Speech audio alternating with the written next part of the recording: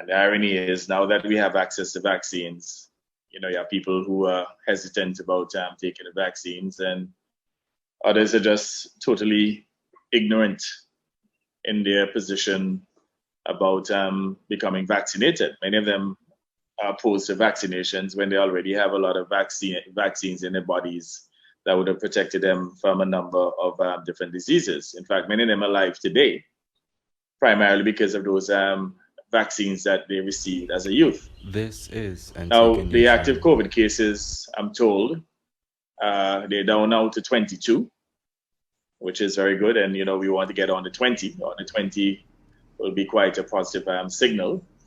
And I hope that the fact that we're seeing a significant reduction in the active cases, that individuals do not become complacent and decide to throw caution to the wind, because COVID is still very much present within the society. And all it takes is a super spreader at one event to spread the virus exponentially. Now, several more deaths are to be added to the dashboard. I would have signaled that, I believe, about 2 Saturdays ago.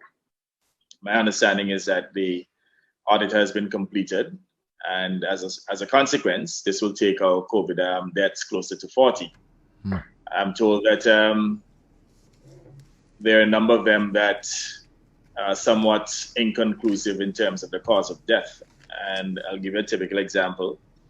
There's one particular individual who was actually killed in a motor vehicle accident, but was positive for COVID, tested positive for COVID. Now, COVID did not kill the person, but the fact that that person was part of the active COVID cases, in order to ensure that the numbers balance and no one accuses us of fudging the figures, they may well have to This include that is death Antigua among Nation. the COVID deaths, even though that person did not die of COVID.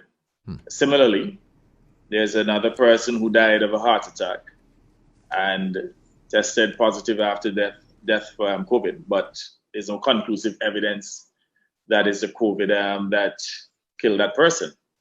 But again, out of an abundance of caution, health officials may have to include those in the deaths. It means, therefore, that we'll be closer to 40 deaths.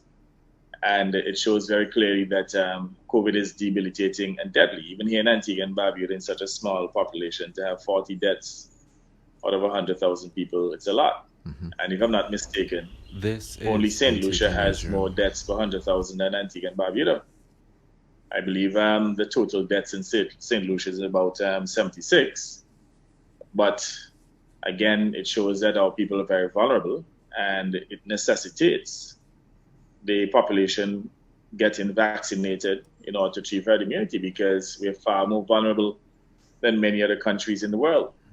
We have a very high prevalence of obesity and diabetes, and those rank among the best allies of COVID.